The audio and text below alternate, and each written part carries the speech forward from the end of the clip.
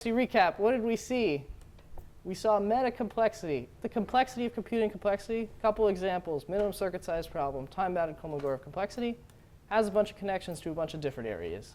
We mostly focused on average case complexity, which was like, does worst case hardness of SAT imply average case hardness of SAT? And for us, average case was zero error average case. And we saw kind of a proof of concept, which was that like if k random is easy on average, then it's easy on the worst case. And it really boiled down to this idea: a high Kolmogorov complexity string is really a definition of randomness. So if an average case algorithm works on something that is random, it should work on something with high Kolmogorov complexity. And we needed some tools to do this. So we looked at Goldreich-Levin, which says, OK, given an oracle to some function that approximately computes inner product, can we recover that string? We use Fourier analysis to say there's at most 1 over delta such strings. And this really just corresponded to saying a unit vector has few heavy components. There's only a few directions in which a unit vector is large. And this naturally motivated Fourier analysis.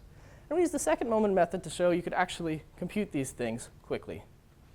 This led to an error-correcting code, which is the Hadamard code. And then it also led to the direct product generator, which had this hardness versus randomness thing. Either the output of the direct product generator looked random, or x is not hard in the time-bounded Kolmogorov complexity sense. You have this dichotomy, either random or a description for x. And the proof was at a high level, was pretty simple. If you could distinguish it from random, somehow you can predict something. And that leads to a description of the string x via error-correcting codes, which for us was Goldreich-Levin. This led to a worst case to average case reduction, like that kt random easy on average implies order log n approximate kt is easy in the worst case. And the proof idea was that for a high complexity x, the direct product generator should look random. And so the average case algorithm works. That would be my one-sentence description. Then we wanted to work towards showing the partial function version is hard. And so for that, we need to develop secret sharing. And we need to show that it existed for any monotone formula. We needed to build an extractable encryption scheme, which was basically just XOR with a direct product generator. And I didn't mention this, but you could look at that scheme and you could ask, OK, so it's secure computationally.